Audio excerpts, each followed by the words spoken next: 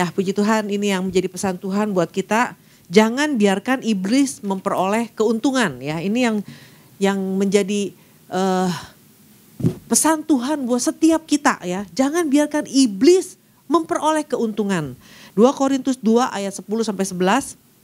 Di sini dikatakan, sebab barang siapa yang kamu ampuni kesalahannya, aku mengampuninya juga. Sebab jika aku mengampuni, seandainya ada yang harus kuampuni, maka hal itu kubuat oleh karena kamu di hadapan Kristus. Supaya iblis jangan beroleh keuntungan atas kita, sebab kita tahu apa maksudnya ya. Sebab kita tahu apa siasatnya. Jangan sampai iblis beroleh keuntungan ya. Nah di dalam bahasa aslinya keuntungan itu pleonekteo ya. Pleonekteo ya. Nah artinya gini, punya maksud gini, unggul ya. Jadi jangan biarkan iblis unggul. Dan juga arti yang lainnya adalah saham yang besar. Jangan memberi musuh kita saham yang lebih besar. Nah itu arti di dalam kata aslinya. Supaya iblis jangan beroleh keuntungan. Supaya iblis jangan unggul. Supaya iblis jangan punya saham yang lebih besar. Waduh itu ya. Nah jadi ini ya kalau kita baca tadi ayat yang ke-10. Bukan keuntungan yang iblis dapat bukan cuma sekedar dari masalah mengampuni, tidak mengampuni dan tidak mengampuni bukan masalah itu aja. Ada begitu banyak area ya yang sebenarnya bisa membuat iblis punya keuntungan. Nah tapi gini, saya percaya kita semua adalah orang-orang yang suka nonton pertandingan olahraga ya. Mungkin yang paling sering di TV tuh badminton ya. Nah, saya suka badminton sama saya suka volley. Nah kalau kita lihat pertandingan badminton gitu ya, saya juga nggak terlalu ngerti banget pertandingannya. Cuman kalau jagoan yang kita pegang nih, ya pemainnya kan ada yang dijago ini. Kalau pemain yang kita pegang ini menang, kita pasti senang ya. Nah tapi yang paling kesel tuh gini, bukan kalau pemain yang kita pegang itu kalah, tapi bukan karena musuhnya jago. Musuhnya kadang-kadang gak terlalu jago. Tapi kekalahan itu dibuat karena kesalahan dia. Kecerobohan dia. Kesalahan dia. Terlalu cepat-cepat. Terlalu gersak-gerusuk. Sampai akhirnya terus skornya. Musuhnya lawannya skornya makin lama ditambahin. Lama-lama jadi unggul. Lebih unggul dan akhirnya menang. Nah kalau ngeliat gitu kan aduh. Kenapa sih bikin kesalahan terus? Aduh kenapa sih kurang hati-hati? Nah itu kan kadang-kadang kita suka ngeliat, aduh kenapa sih gak hati-hati? Kadang-kadang yang mesti diaduhin tuh kita. Dalam kehidupan rohani juga. Bukan seolah-olah musuh tuh lebih unggul. Memang betul beberapa minggu ini kita terus diingatkan tentang harus berhati-hati. Karena iblis itu berjalan seperti singa yang mengaum-ngaum mencari musuh yang bisa diterkam. Betul kita harus hati-hati. Tapi bukan berarti musuh itu lebih hebat dari kita. Bukan berarti musuh itu tidak terkalahkan, enggak. Persoalannya gini, karena kadang-kadang iblis musuh menjadi lebih unggul itu karena kebodohan kita. Kesalahan kita, keterledorannya kita, anak-anak Tuhan. Nah inilah yang kadang-kadang menjadi problem yang seringkali dihadapi kok bertahun-tahun. Masalahnya gak pernah selesai. Masalahnya itu lagi. Kadang-kadang kalau ngedengar orang cerita gitu ya, aduh sebenarnya lu tuh mestinya ngambil tindakan gini gitu. Kenapa sih kok gitu banget? Gini lagi gitu ya. Kesannya kayak orang baik. Nah ini kan yang jadi kadang-kadang jadi persoalan dan ini yang menjadi musuh lebih unggul, memberikan keuntungan sama musuh karena gini. Karena orang percaya, orang Kristen memposisikan dirinya sebagai orang baik.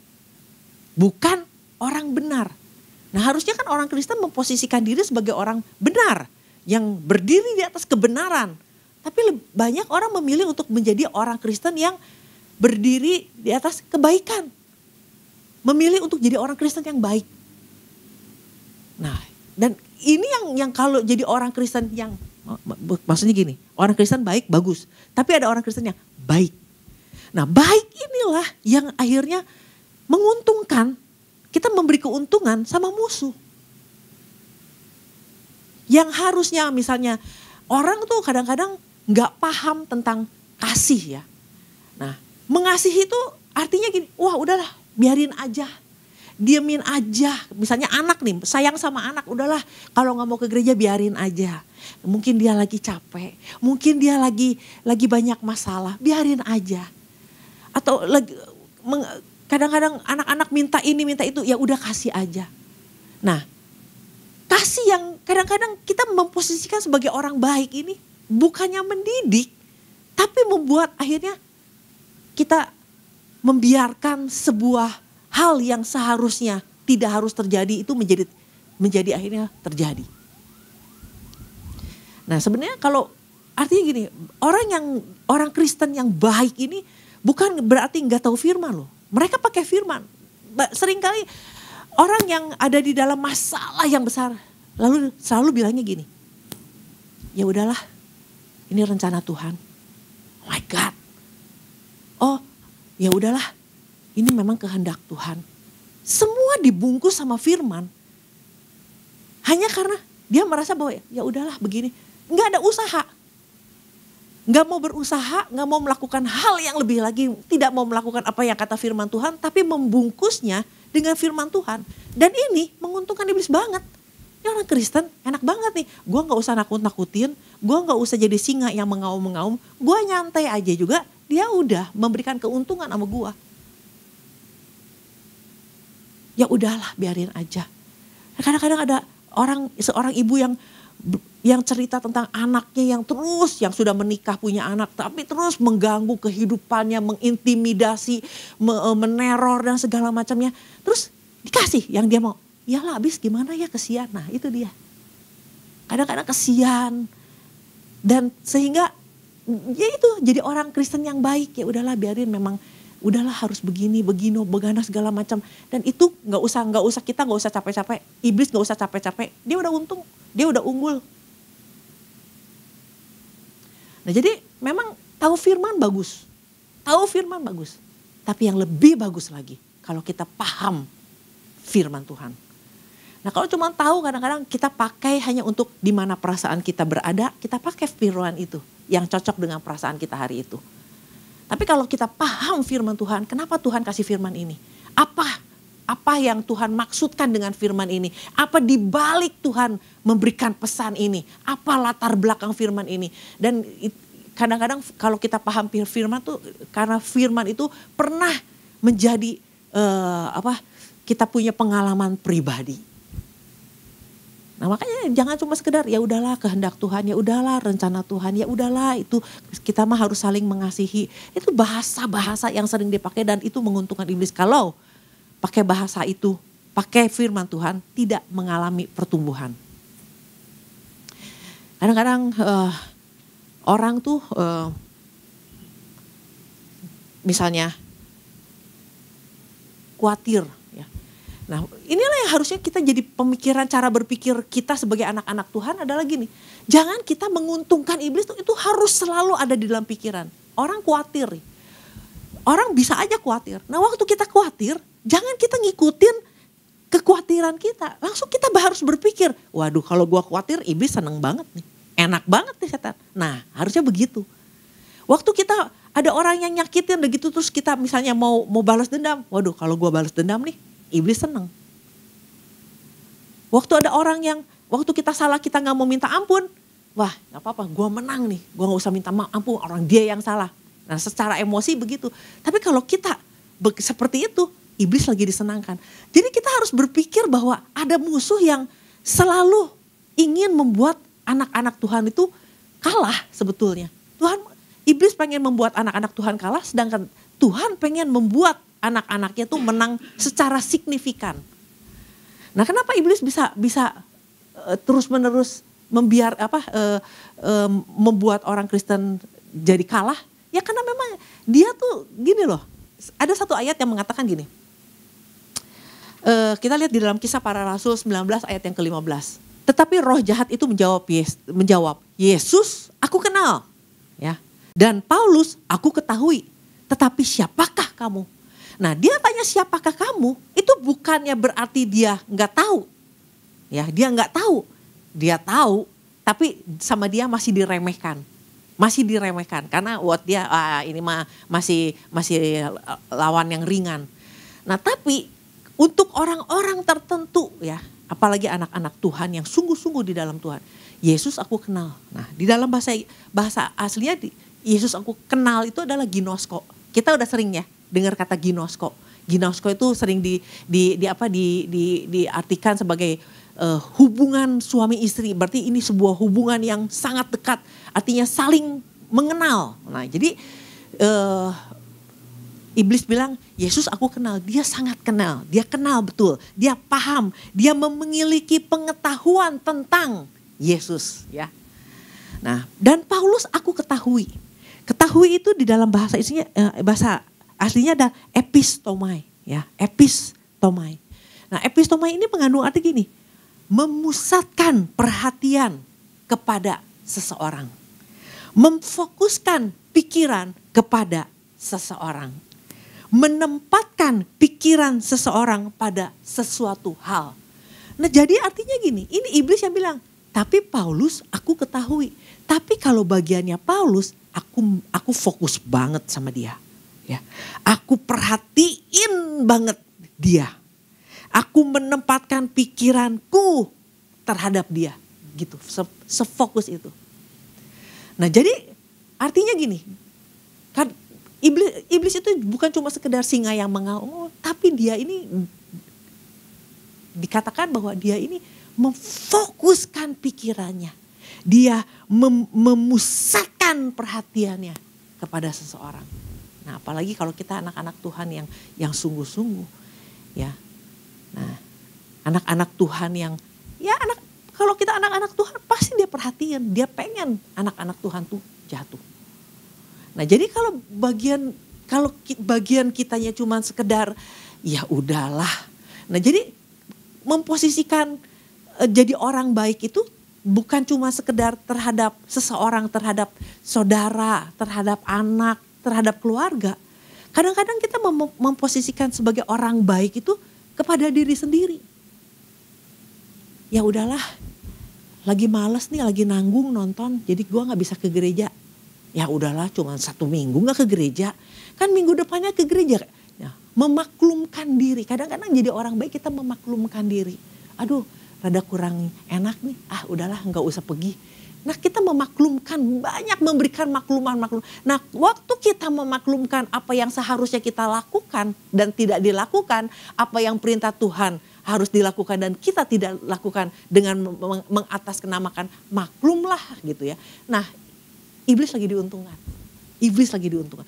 Jadi banyak dalam area hidup kita, kalau di mana Tuhan mau kita menjadi orang-orang yang ya udah hati-hati.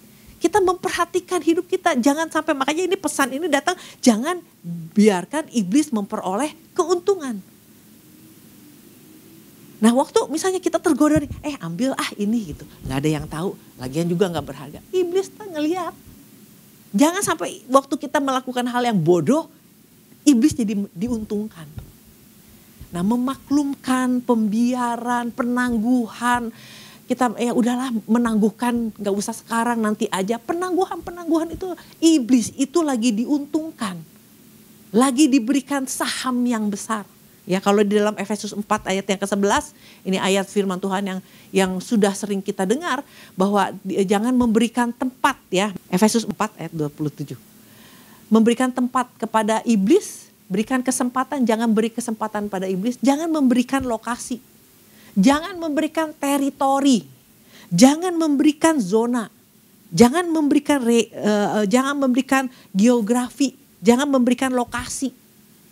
Nah, itu kan kalau kita membiarkan waktu kita memaklumi diri untuk tidak membangun diri, memaklumi diri untuk melakukan kebodohan, melakukan waktu membiarkan kita khawatir, membiarkan waktu kita kemalasan, itu kita sedang memberikan keuntungan, yaitu memberikan lokasi, memberikan tempat, teritori, zona, memberikan saham yang besar kepada iblis.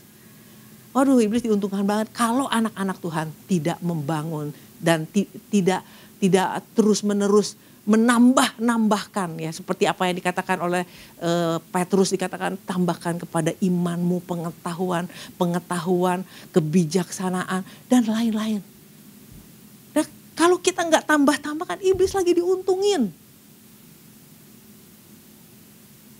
Nah inilah makanya jangan kita pikir bahwa iblis mah nggak tahu. Iblis tahu, dia fokus, dia memperhatikan.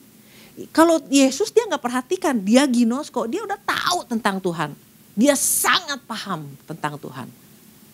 Tentang Yesus dia tapan. Tapi buat Paulus, aku perhatikan, aku fokus, aku liatin terus, aku incar dia.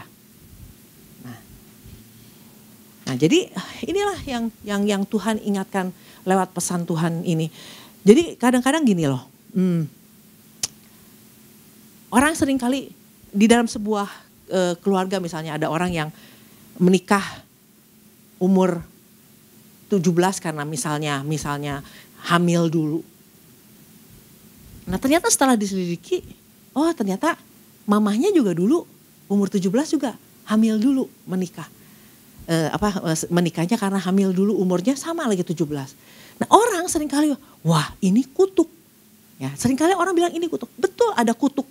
Tapi ada juga yang sebenarnya bukan kutuk, tapi kita bilang itu kutuk. Kenapa? Ini bukan kutuk, ini cuma sejarah yang berulang. Dulu mamahnya melakukan kesalahan, dia melakukan hubungan sampai akhirnya hamil di umur yang masih muda. Nah kenapa anaknya bisa terjadi lagi? Ini bukan kutuk. Ini pembiaran.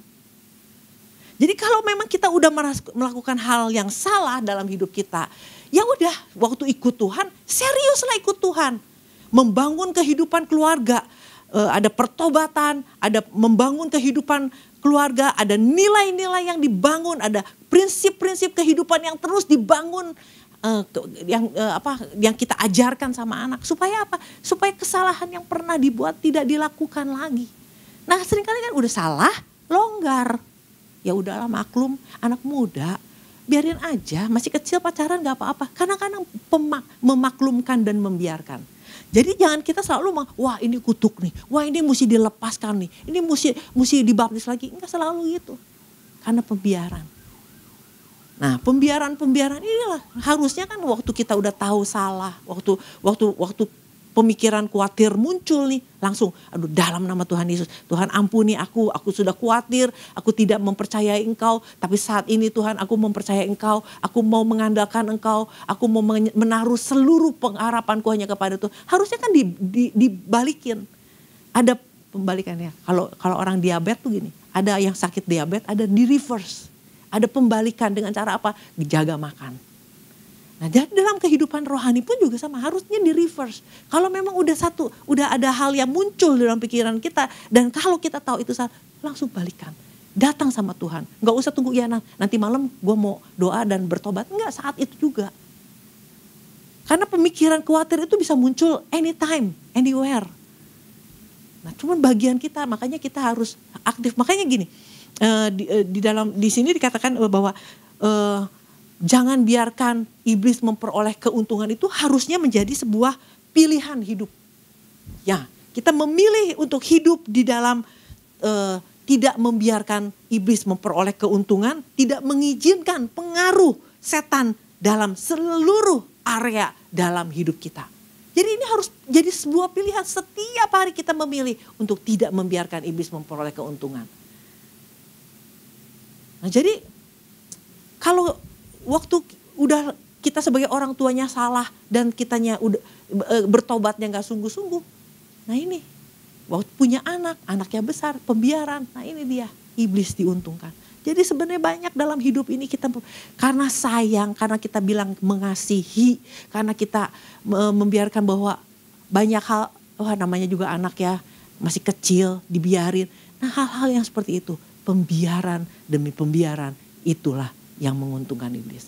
Sama seperti tadi pemain badminton.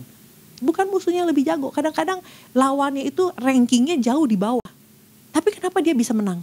Ya karena itu kecerobohan, kesalahan sendiri yang dilakukan berulang-ulang. Sampai akhirnya iblis dimenangkan. Musuhnya menang. Musuhnya unggul. Ya, musuhnya mendapat saham yang lebih besar. Nah bayangkan. Nah kadang-kadang orang berpikir gini, emangnya apa sih masalahnya kalau misalnya iblis dapat untung yang lebih besar? Ya itu, dia mendapat teritorial teritori di dalam kehidupan kita. Lokasi dia menguasai hidup kita. Menguasai hidup orang-orang percaya. Orang boleh bilang orang Kristen, tapi hidupnya dikuasai. Nah kadang-kadang kalau udah dikuasai ya aduh mau lepas itu kalau gak punya kesadaran dari diri sendiri. Mau manggil, kadang-kadang orang berpikir gini, waduh udahlah dia nih hidupnya gak bener nih. Hidupnya waduh jatuh dalam dosa begini-gini. Udah kita panggil pendeta. Kadang-kadang orang berpikir kalau panggil pendeta didoain orang ini bisa bertobat. Enggak. Harus dari keputusan orang ini. Gua mau bertobat, tolong panggilin pendeta. Nah, orang lagi main kuasa kegelapan nih. Dipanggilin pendeta, doain dong gini-gini. Enggak bisa. Harus dari orang itu yang lagi terlibat dengan, waduh hidup saya udah mulai gak enak nih. Udah mulai gak nyaman. Tolong dong, saya mau lepas, saya mau keluar. Nah baru tuh bisa didoain. Jadi harus ada dari keputusan diri sendiri. Nah tapi kalau hidup kita sudah sahamnya musuh udah begitu besar menguasai kita.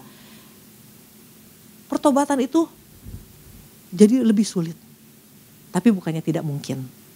Karena kasih karunia Tuhan kan selalu cukup buat kita. Tapi jangan memberikan tempat yang luas. Jangan memberikan saham. Jangan membuat iblis lebih unggul. Nah itu adalah sebuah keputusan yang harus kita buat setiap hari. Kekhawatiran bisa muncul kapan aja.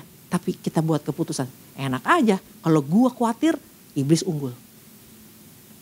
Kalau lagi, merasa mengasihani diri. Wah jangan nih, iblis dibikin untung sama kita.